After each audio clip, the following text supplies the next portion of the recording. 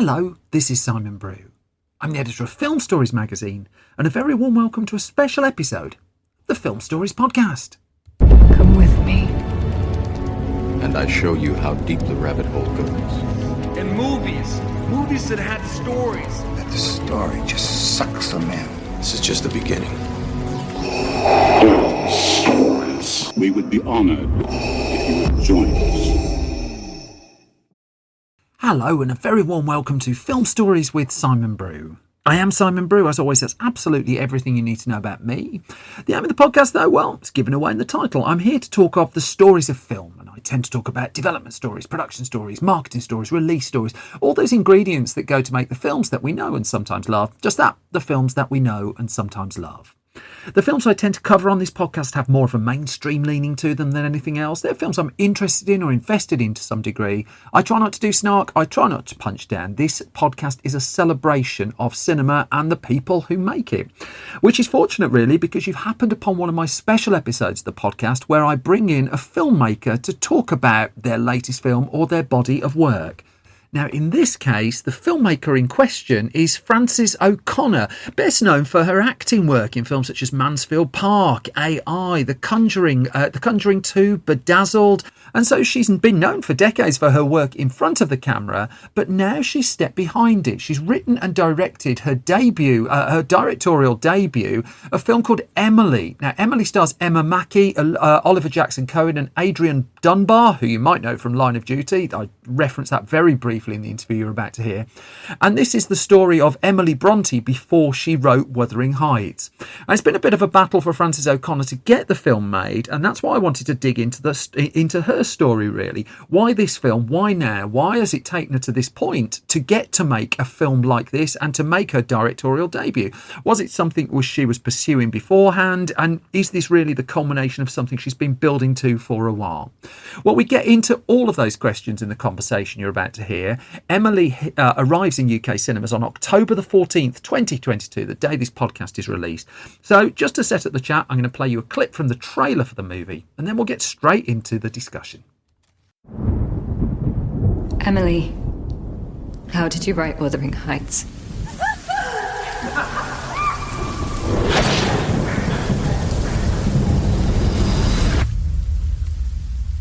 Shall we begin?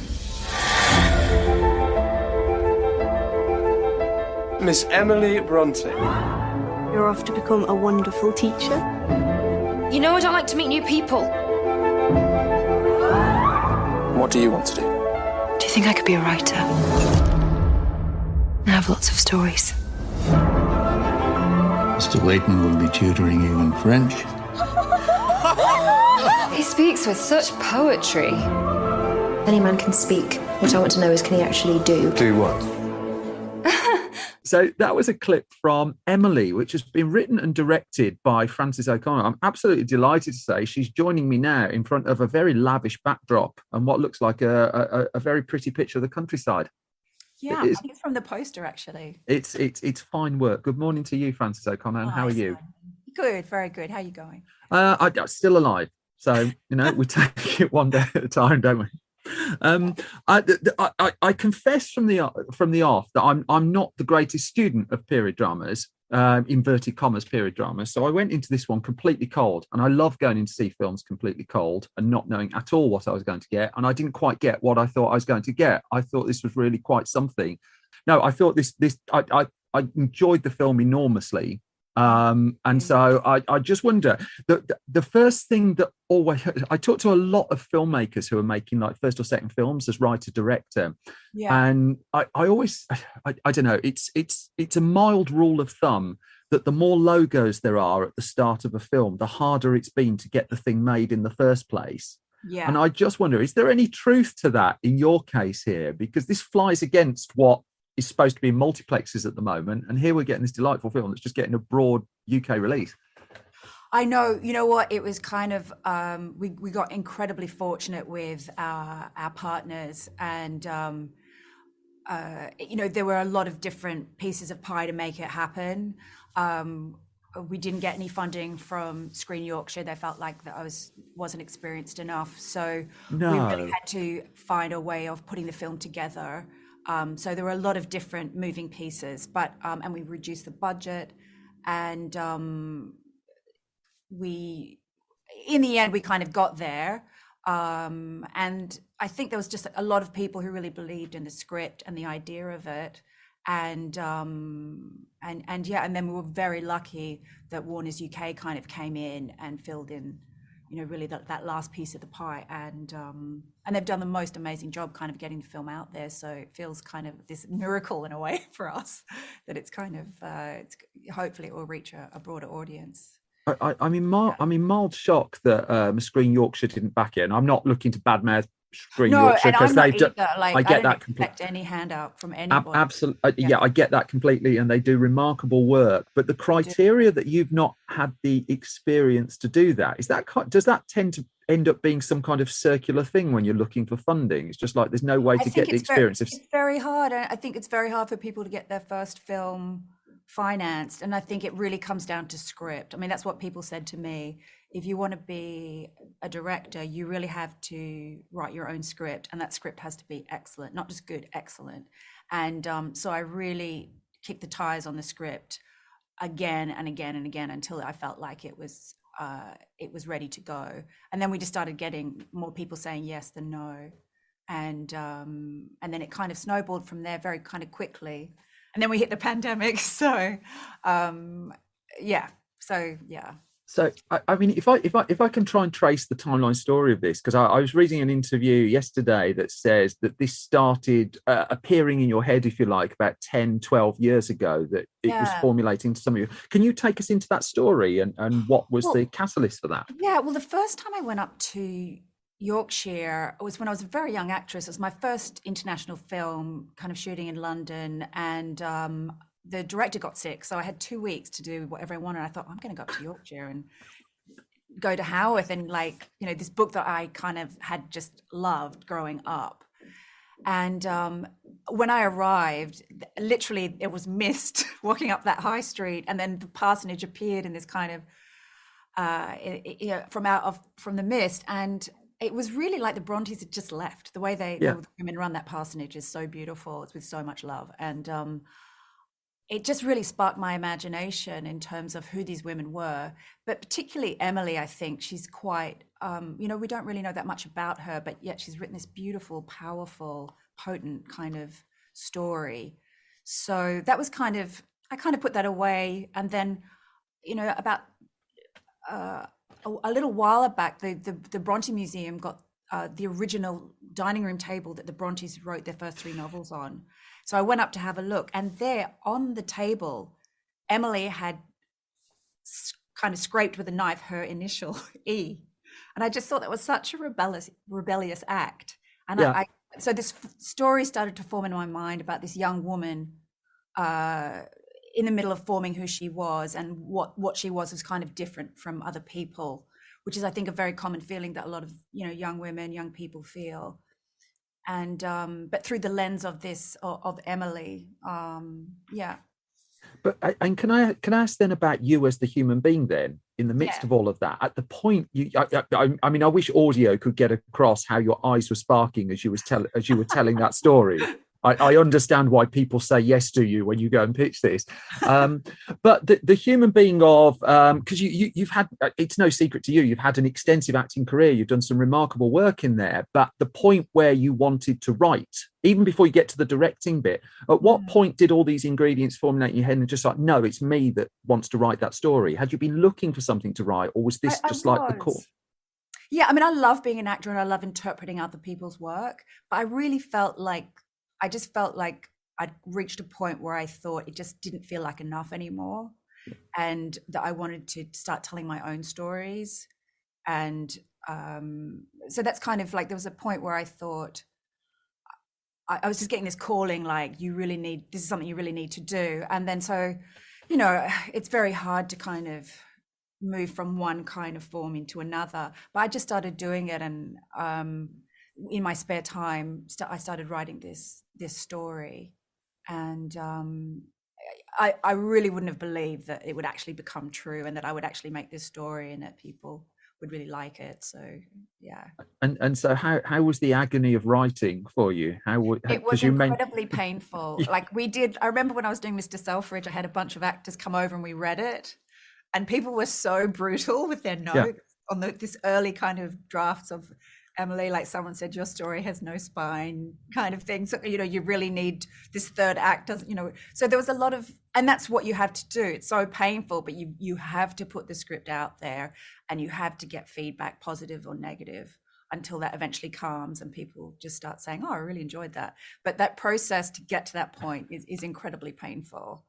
Could you enjoy the draft zero bit of it that before you showed it to anyone? Did just that first rush of getting it down on paper? It was great. Yeah. I forget the page count, but it was massive. And which tends to be my process. I write a lot and then I kind of reduce, I think. So but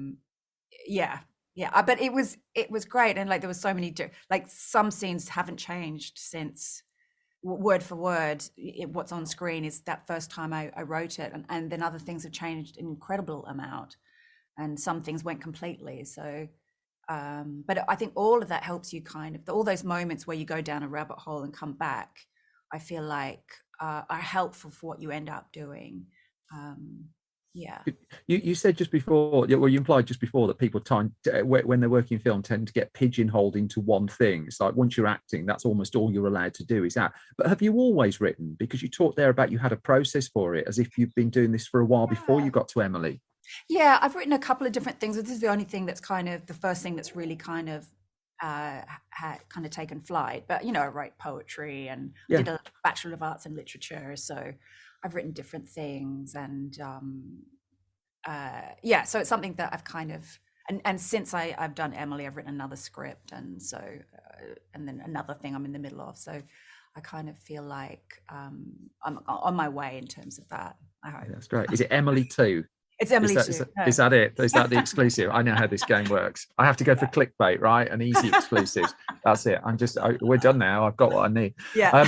I've interviewed because what we try and do through our outlet is try and make films reachable as possible. And so talking to filmmakers about almost like the depths of the process a little bit is I just think it lays a path to other people to follow to show that film is particularly achievable to them.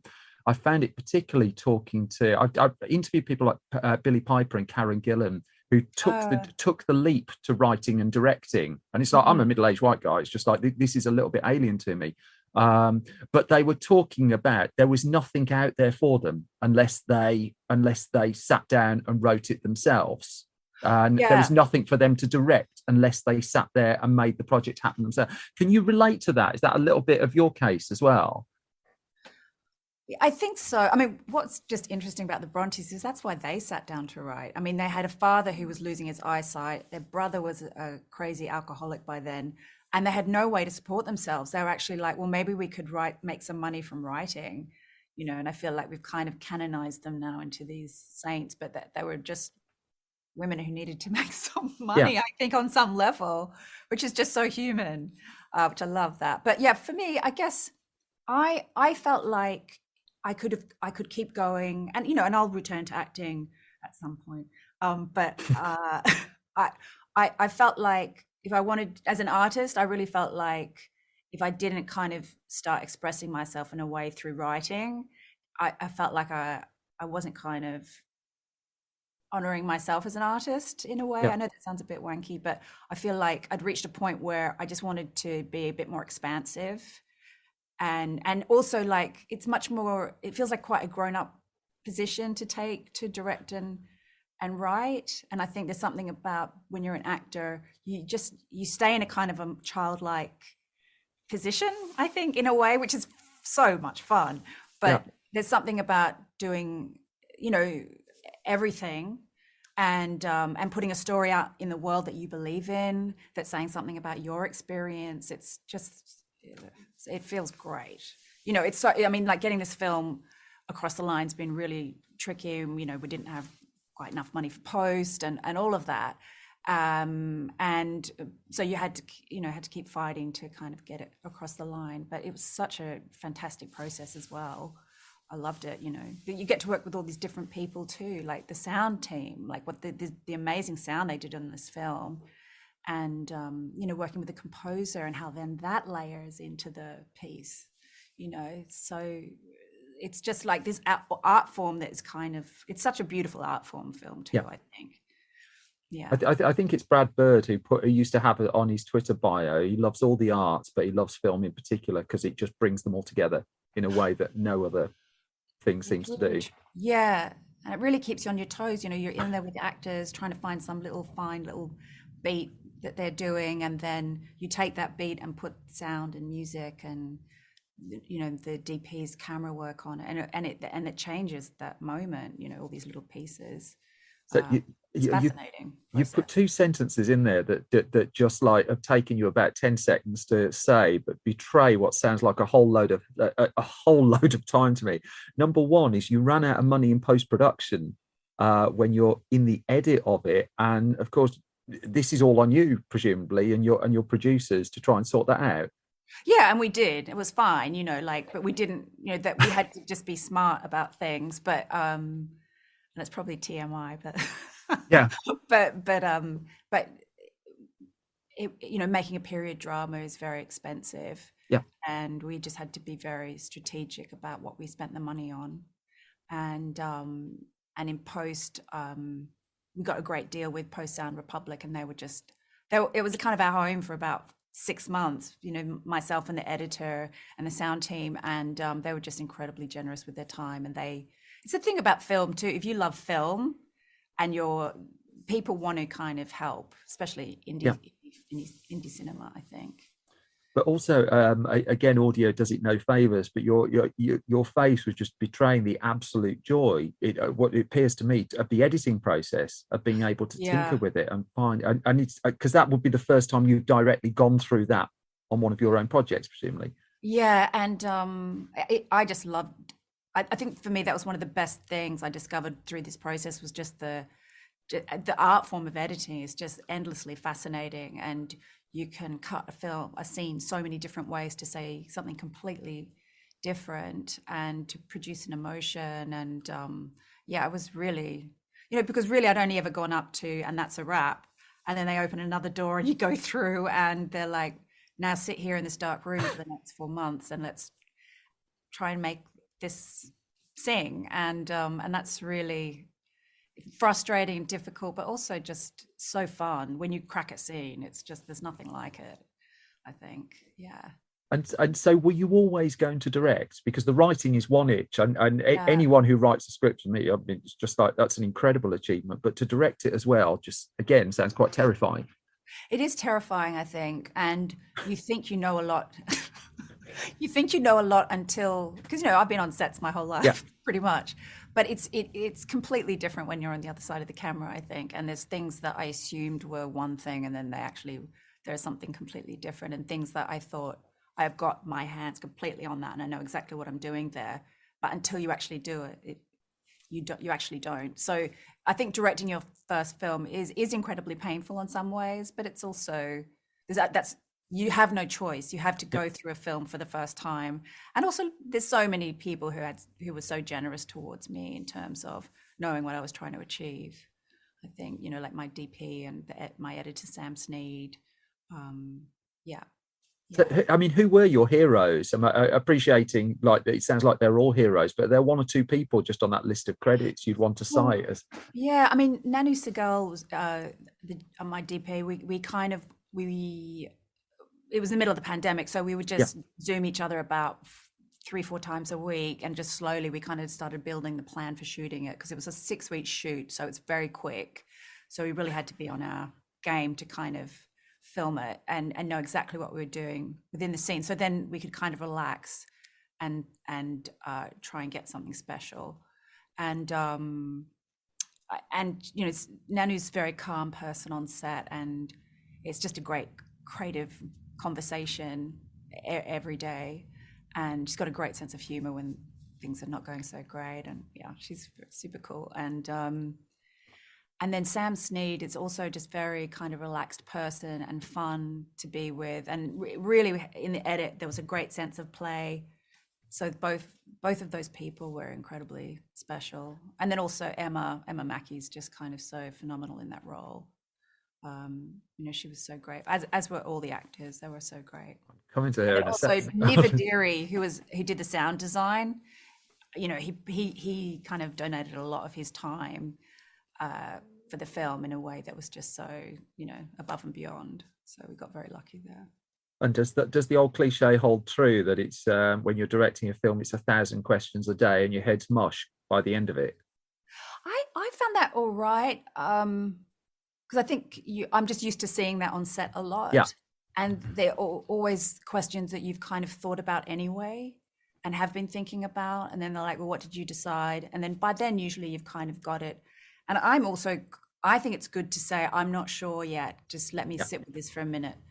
But that's what I found. There were some times where you were like making a decision that was just like fairly important and was going to and that meant you were going to get locked into a certain way of shooting a scene or something. So I'm a fan of saying, I don't know yet. Or, I think, because I think a lot of the time people look to the director to be this kind of solid kind of, in position of power but I personally think film's more of a socialist activity. Yeah. And it's more about everybody together trying to solve the problems and tell the story together. I've interviewed lots and lots of actors over my time doing this, and the majority of them just say it's an absolute delight to be directed by someone who was an actor. And that the best thing a director can usually do is take an acting class for directing actors. I'm just wondering how, I mean, it's a fairly obvious question, but how you found that transition and how easy, perhaps not the right word, but how you eased yourself in from one job to another, and if it changed the way you interacted with actors. Yeah, I think I feel like just because you're an actor doesn't mean you're necessarily going to be a good director, because they're very different skills. But I think the thing I learned the most was to create a really great space. We did a lot of rehearsal too. We did 2 weeks of rehearsal before. We did a lot of improvisation. We did like crazy dancing in the morning with drums. Awesome. All of that kind of thing, just to get everybody loose and in connecting in a way that's real. And but yeah, I think creating space for the actors to kind of have agency is really important. Yeah. So that they can feel their own kind of agency, and they feel like what they're contributing is valued. Like the person behind the lens has kind of got them and values what they're bringing into the scene, I think. Certainly when I was growing up and period dramas were coming out, they always needed to have some degree of star power to them, or there had to be some reason for being with them, just in terms of the casting. And I've only just appreciated that Emma Mackey went through the audition process for this as well, that she wasn't instantly picked for it, and her performance in it is extraordinary. I'm sure everyone's telling you that, and it's just extraordinary. The way it's shot is extraordinary. I felt like she was just like looking at me, or just looking straight past me for large parts of it. It was just like, it was a little bit unsettling, but in a positive way. So can you take me into casting actors? Because again, you've been the other side of that, and all the disappointment and the ups and downs that come with it. What happens with it when you're making people's dreams and crushing people's dreams? Oh, it's brutal. I mean, I kind of wrote little notes to people when they got close to a part but didn't get it, because I just know what that feels like. It's so kind of brutal when you've got your heart set on a part and you could have done a great job. Yeah. And it's so mercurial why somebody gets a part over somebody else. But I felt like what was interesting as a director, you just knew when that person came in and read, you were like, oh my God, that's it. That's the person. And Emma was kind of like someone, I hadn't watched that show really, so I didn't really know her work that well, but she came in and read, and just Fiona and Weir and I just kind of looked at each other afterwards, and I thought, God, it can't be that easy. She was like, I think the third person that we read, and she was just already so in it. I felt like Emma did have something to say about this part of Emily, and she, it turns out that she actually also loves Emily Bronte. So and some of the themes in the piece I think really spoke to her as well. And it was kind of like that for everybody who ended up playing those parts. They were just kind of perfect. And I don't know, but it's it's tough being on the other side. I think you really have a lot of empathy for what people are going through. Yeah. I mean, notwithstanding you put Adrian Dunbar in a film, Yes. and I mean, I've spoken to him about the films that he's written before, but you completely resisted the temptation to have him after bent coppers and stuff like that. And at no point did I sit there and think he was going to say that line, which is the biggest compliment I can pay to him, even though it would have been like amazing. Would have been great. But once you've got that cast together, because you talked about the rehearsal process, and again, I've spotted this quite a lot with people who've come from acting into directing, that they want to put that rehearsal in there. So you've talked about like doing Mad Dancing and things like that. But what were I think you're the second director to tell me that in 2 months that they put Mad Dancing. Tom George did it on See How They Run as well. They just did dancing lessons just for the cast, just to break it down a little bit. And that was his first feature as well. I think that's quite interesting. Funny. Yeah. But when it comes down to you're having conversations with them about the parts and about how they're going to play this, I mean, how eye to eye do you get with them? What's the collaboration like when it's straight down to director actor? You have to kind of work out who the person is and what their process is and how private they want to be about it, or how much support they need, or how collaborative they want to be. And that's just kind of instinctive, I think. But for me, the most important thing was that I feel like as a director, you're kind of outside the circle of like this thing that's happening with the actors, and you have to kind of respect that they're in there. And the most important thing, I think, is the connection, the real connection that actors form between each other. And if it's real, rather than just like ego-based, like I'm going to be the best person in this scene, but just like real connection between these people, then you get something special. And then audiences sense it. They sense when acting is from the heart and when it's real. And so that's what I tried to achieve, just, creating situations so the actors could like really connect and feel safe and feel connected to each other. And so when that rehearsal was over and you were shooting, apart from the fact the whole thing looked terrifyingly cold as well, absolutely freezing. I'm glad to hear it. I mean, that's proper authenticity. But how much did you know going in about what you wanted it to be? Because I look at the way the actors looked at the screen, just off to the side of the screen sometime, and kind of like the way that you do score in a way that's slightly less than I expect, the way that you edit certain sequences in there, just like the off-kilter camera work I would expect from a period drama at that point. How much of that was formulated in your head beforehand? How much did you know?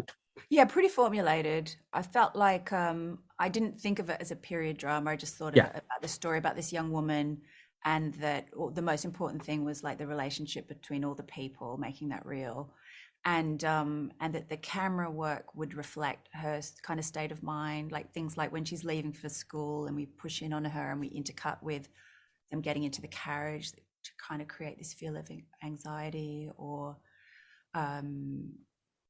things like that, like I mean, because really it's about a young woman who decides, I'm going to experience a bunch of stuff and I'm going to find out who I am. So that we keep coming back to this frame where she's kind of in the center of the frame, in the center of her own experience, kind of peering out really at us, so that we're in relationship with her as well, and we're experiencing it with her, was the idea. I mean, I don't know. But so there were things like that, and that I kind of had thought about, and I knew, like, I know, like, looking out like that can be pretty full on. Like, you can't use it a lot; it's too much for the audience. But I felt for this story, it felt right for her. Yeah. So I mean, my curiosity here is also, it's just like, if the opportunity had been here to make this film 20 years ago, because it didn't seem like the opportunity was there, but the paths weren't that open. Do you feel you could have done it then? Would you have been doing a few more films as director to this point? Because it sounds like you've had to bash the door down yourself. I mean, I think I'm very lucky that I probably couldn't have made this film pre-Me Too. I think it was just, it's very fashionable now to give women a chance, which is great. Yeah. I'm glad I got to make my film. But I think 20 years ago, I was just kind of in love with acting and enjoying being part of a film or part of a television series or part of a play. So I was completely satisfied. It's really only been the last 10 years I thought I want to do something more. In terms of like, would women get the chance? I feel like if you're really focused and you have some experience, you can make things happen. I think, it might be like a low budget thing, but I think if you really want to and you set your mind to it, that you can do it. I think I really do. I do believe that. One of the things I try and use this platform for, again, is just like, if there, I just wonder if you can put in your words, really, that if there's someone listening to this who's got a spark of a story in them, but they just don't see the path to making it or getting it out there. Is there any piece of advice you could give them? Find somebody who is prepared to kind of go through the process with you of writing the script and giving you feedback, somebody you trust, maybe 2 or 3 people, and sit down around your table and read it. And reading it actually helps you work out where people are bored, or you just feel the tension dissipate, and that's something that you can do again and again and again. And so I think it's about a support network who are going to not let you off the, also not let you off the hook, and just say, no, that's still not good enough, and you need to go off and do another draft, and here's some notes. And it's laborious and it's boring sometimes, but so I think it's about getting a team of people around you who also might be writing their script, and you can kind of work with each other. That's what we did. Like, my husband and I sat around our kitchen table when I decided I want to do it, and we just read it again, and more work. Until it was really kind of coming together. But there's one non-Emily question I just want to put to you, which is, I always adored AI. Extraordinary film, but I just remember at the point, I remember reading an interview with you not long after its release, because I remember there was just quite a cold response to AI when it first came out. And you predicted that you said that it would be vindicated, and 10 years on it would be seen as a classic. Do you feel that's happened? Do you feel the justification there? I think there is, actually. I think a lot of people have kind of come back around to it. I think a lot of it was people, Steven Spielberg hadn't really made that transition into this kind of more mature filmmaker in terms of the subject matter he was doing. So people thought it was going to be like E.T., and it was also initials AI. So I think it was more about his relationship with the public, perhaps. But I think it's still a very powerful film. Great film, and I really liked this one as well. Frances O'Connor, sadly we're out of time. I've thoroughly enjoyed talking to you. Huge congratulations on the film, and I look forward to Emily 2 whenever that comes out, and then a third one. You could do a box set and everything. Thank you very much, and huge congratulations. Cheers. Thanks. Take care. And that was my conversation with writer, director and actor Frances O'Connor about her new film Emily, which is playing in UK cinemas now. At the time this podcast is being released, on the 14th of October 2022. AI, artificial intelligence, is available on streaming services and DVD and Blu-ray. Which all brings me to the end of this latest episode of Film Stories. And as always, thank you for your time and thank you for listening. If you want to find more on what we do at Film Stories, you can find me on Twitter at Simon Brew. You can find the entire Film Stories project on Twitter at Film Stories Pod. If you go to our website, newly updated, filmstories.co.uk, that's where you'll find news, reviews, features, details of upcoming events. We've got some of those coming as well. If you go to store.filmstories.co.uk, that's where you can find all of our print magazines and our Blu-ray for sale too. We're at facebook.com/Film Stories Online, youtube.com/Film Stories. I think I got through all of that. Main thing, as always, is you all take care and you all look after yourselves. I'll be back soon with your regular episode of Film Stories. Until then, you all take care. Bye-bye.